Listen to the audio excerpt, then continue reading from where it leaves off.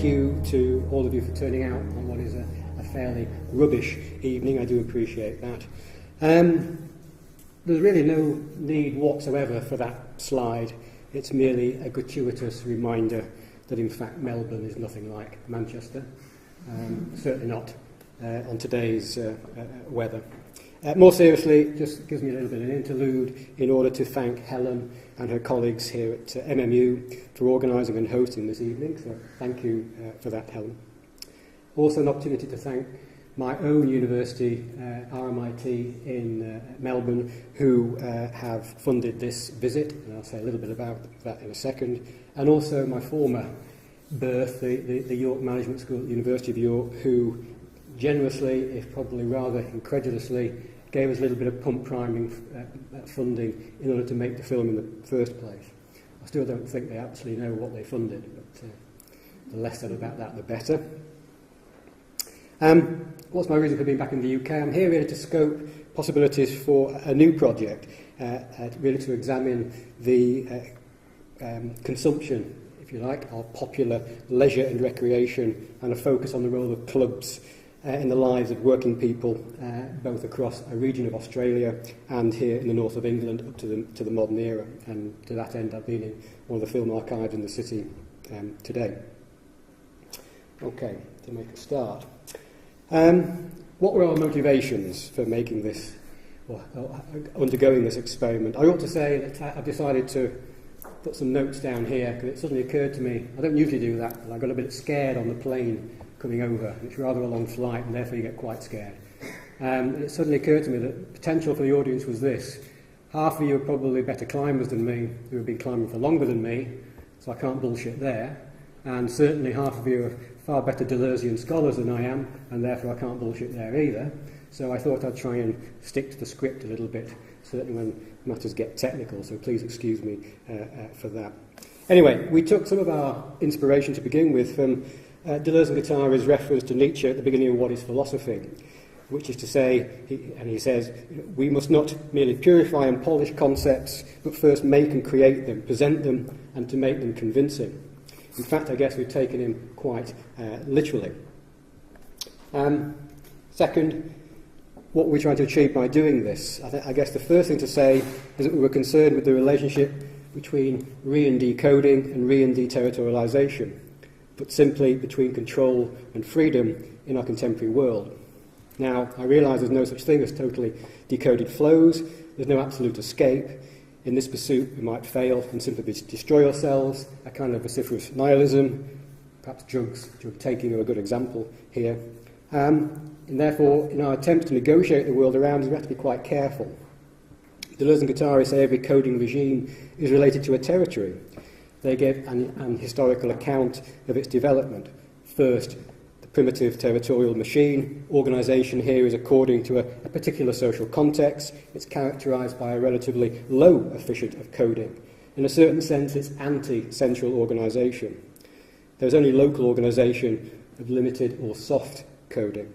Second, they talk about the black hole of the despot, where all coding becomes focused on a single point, the monarch, the ruling family or caste, in pre-modernism or the modern state, which attempts to capture and regulate everything at once. Everything gets sucked in toward it. Third, and quite different, is capitalism, of course. Now, coding is not imposed on a territory or a community from without, but from within. Do more, buy more, be an X-Factor star, etc., etc. I guess I'm also talking here, or thinking here, about climbing magazines, which these days seem to me to, A, have gone up a great deal in price, and B, to contain more advertisements than they do actual articles on climbing. But capitalism perpetually exceeds its own limits. This prompts the need for regulation. In global finance, the states had to step in. In Manchester in the 90s, lots of illicit evening raves had been turned into a more managed urban clubbing experience.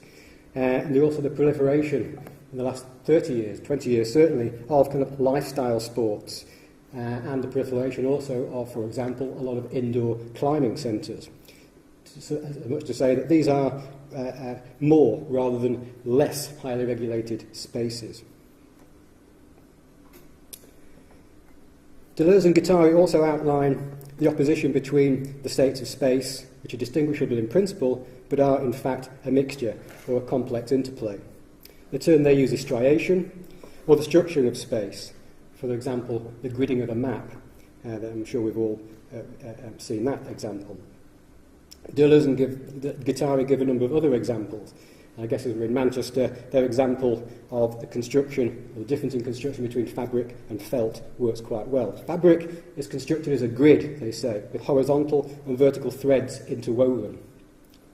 It's fundamentally and all the way down striated, and is consequently homogeneous. On the other hand, felt is constructed by a kind of mashing together of fibres, which become locally tangled with one another.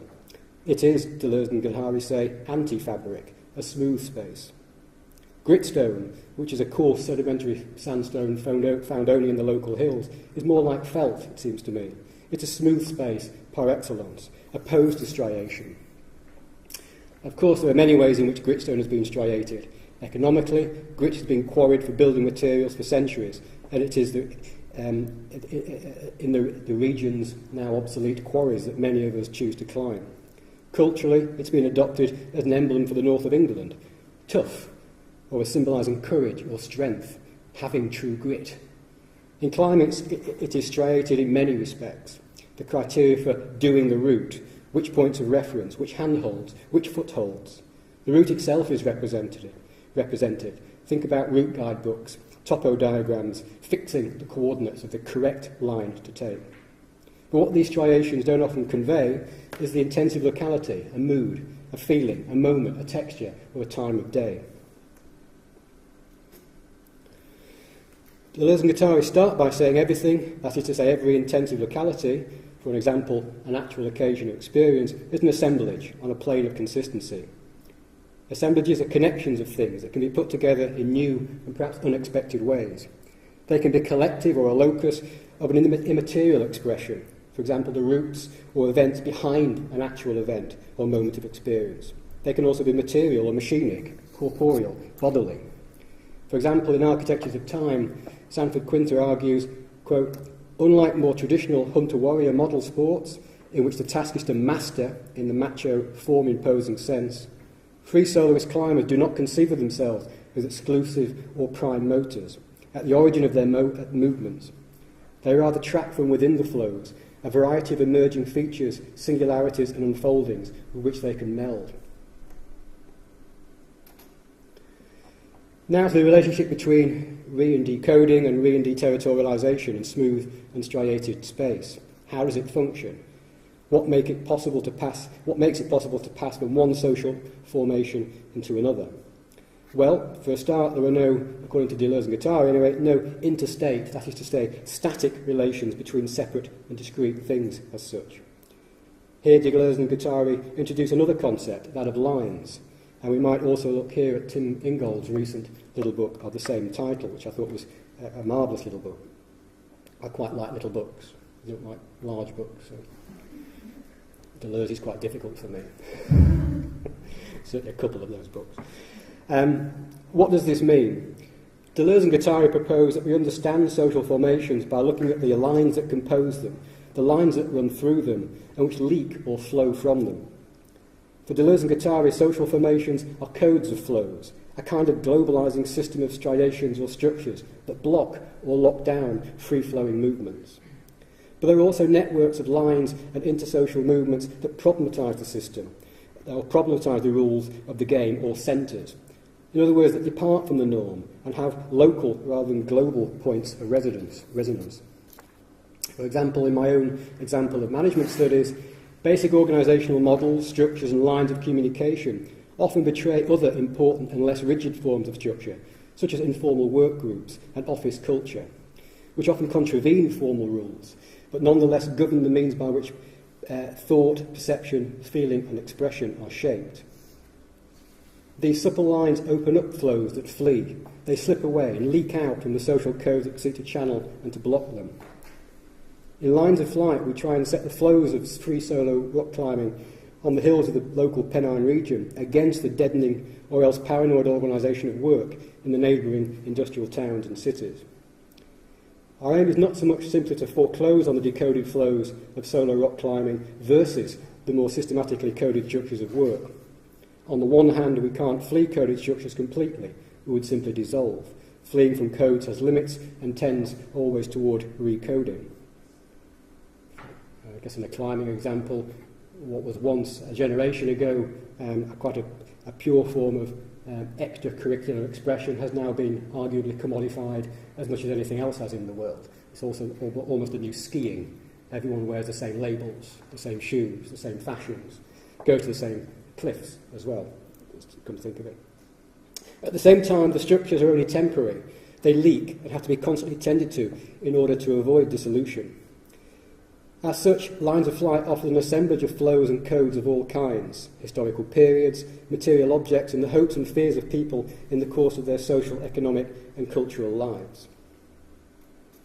Finally, something about the relationship between the film and Deleuze's work, certainly his early work on cinema. How does our little film help us properly to represent our experience of these past, present, and future events? For Henri Bergson, reality is an open whole, an ever-changing, evolving state of affairs that can't be apprehended without an intuitive grasp of what is flowing by.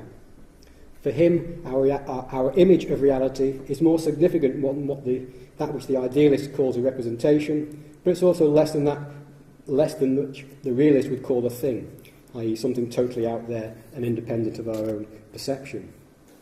As such, what we perceive of reality is less than there actually is.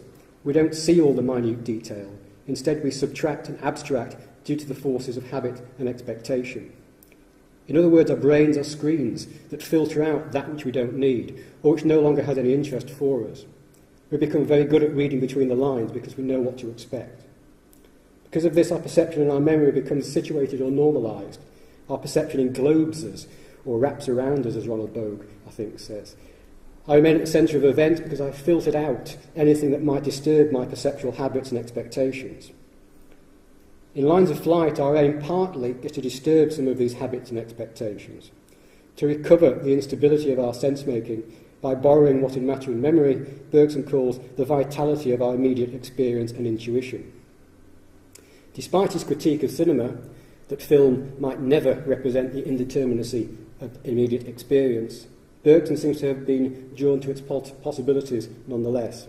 He indicates this when he remarks how the cinematic experience is, like memory, composed of a series of images.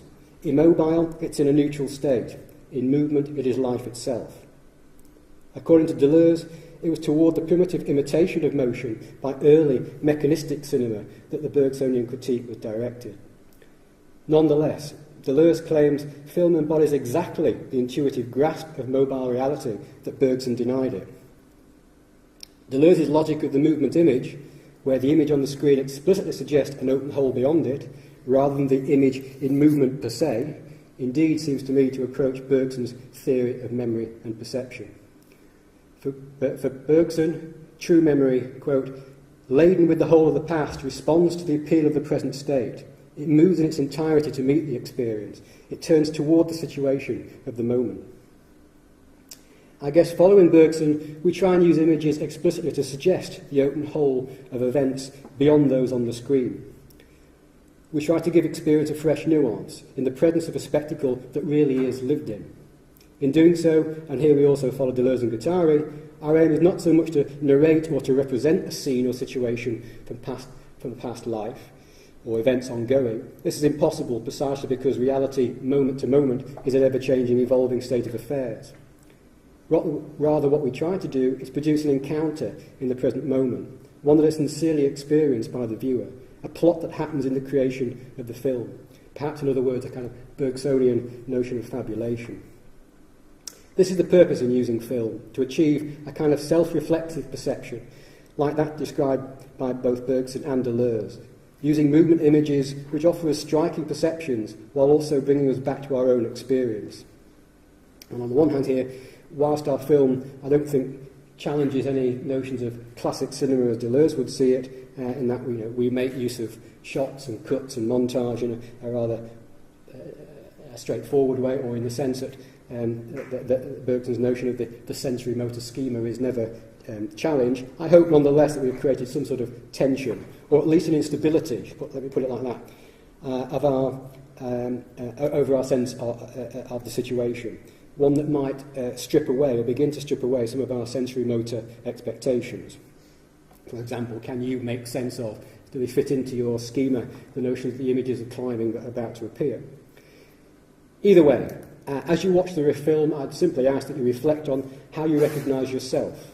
What passions and compassions are invoked by watching the film? What intensities run from the film to your own lives? What lines did you follow as the viewer? Where do you find your orientation and happiness in a capitalist society when the goal is always more? I'll leave it at that.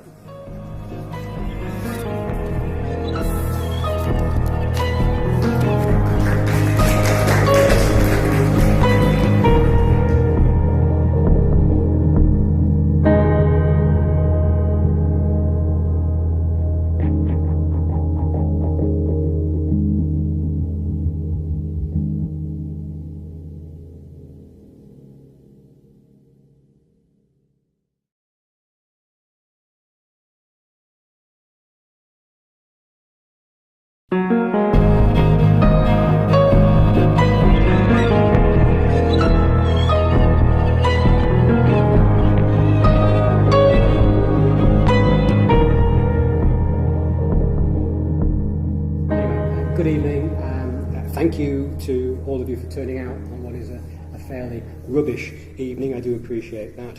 There's really no need whatsoever for that slide. It's merely a gratuitous reminder that in fact Melbourne is nothing like Manchester, certainly not on today's weather. More seriously, it just gives me a little bit of an interlude in order to thank Helen and her colleagues here at MMU for organising and hosting this evening, so thank you for that, Helen. Also an opportunity to thank my own university, RMIT in Melbourne, who have funded this visit, and I'll say a little bit about that in a second, and also my former birth, the York Management School at the University of York, who generously, if probably rather incredulously, gave us a little bit of pump priming funding in order to make the film in the first place. And here in the north of England up to the modern era, and to that end I've been in one of the film archives in the city today. Okay, to make a start. What were our motivations for making this, or undergoing this experiment? I ought to say that I've decided to put some notes down here because it suddenly occurred to me, I don't usually do that, but I got a bit scared on the plane. I still don't think they actually know what they funded, but the less said about that, the better. What's my reason for being back in the UK? I'm here really to scope possibilities for a new project, really to examine the consumption, if you like, of popular leisure and recreation, and a focus on the role of clubs in the lives of working people, both across a region of Australia